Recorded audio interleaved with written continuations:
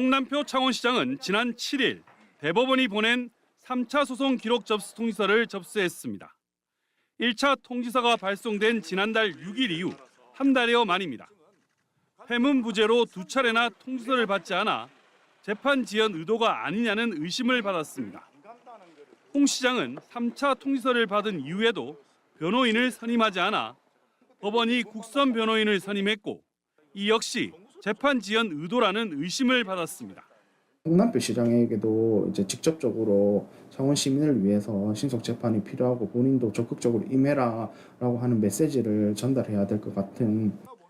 홍 시장은 국선 변호인 대신 사선 변호인을 선임했고 지난 13일 변호인 선임계를 대법원에 제출했습니다.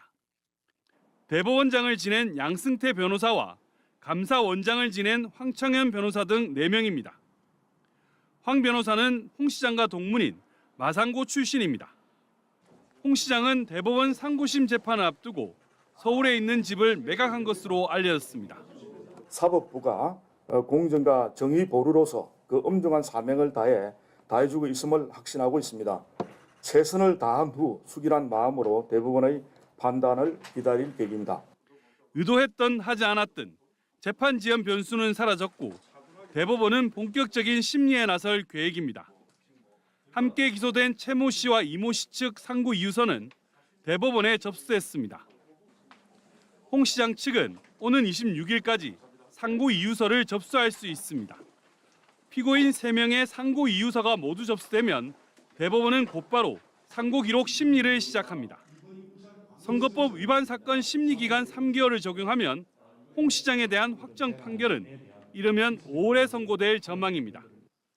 공직선거법 위반 혐의로 기소된 홍 시장은 항소심에서 당선 무효에 해당하는 징역 6개월에 집행유예 1년을 선고받았습니다.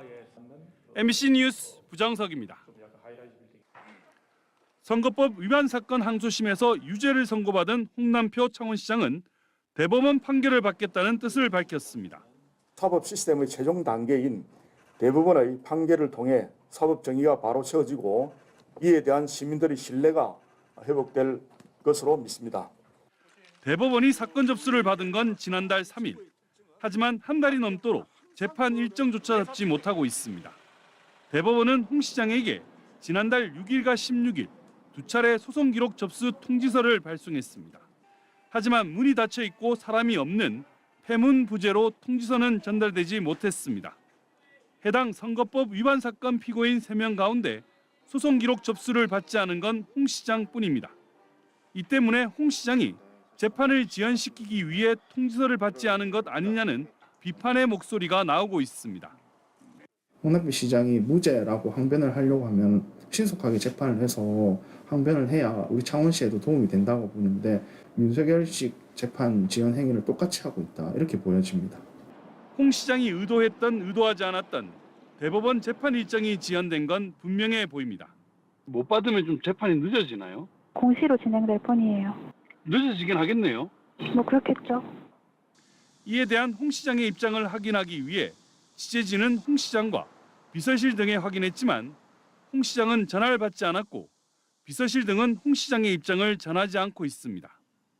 다만 홍 시장 비서실 관계자는 대법원에 통지서가 발송된 날 모두 홍 시장은 출근의 업무를 했고 자택엔 아무도 없었다고 밝혔습니다. 한편 항소심 재판부도 홍 시장에게 보낸 소송 기록 접수 통지서가 이사불명, 수취인불명의 이유로 2차례 전달되지 않았습니다. 대법원은 3번째 소송 기록 접수 통지서를 받지 않으면 공시 송달하고 재판 절차를 시작하기로 했습니다. MBC 뉴스 부정석입니다. 2022년 6월 지방선거를 앞두고 당내 경선에서 선거 캠프 관계자와 공모해 선거에 출마하려던 이를 매수한 혐의로 재판에 넘겨진 홍남표 창원시장. 항소심 재판부는 1심에서 무죄를 받은 홍남표 창원시장에게 원심을 파기하고 징역 6개월에 집행유예 1년을 선고했습니다. 앞서 1심 재판부는 홍 시장의 선거 캠프 관계자인 최모 씨가 후보자가 되고자 했던 피고인 이모 씨에게 창원 특례시 경제특보 등 직을 제공하기로 약속한 걸로 봤습니다. 다만 홍 시장이 최 씨와 공모했다는 점은 증거가 불충분해 인정하기 어렵다면서 홍 시장에게 무죄를 선고했습니다.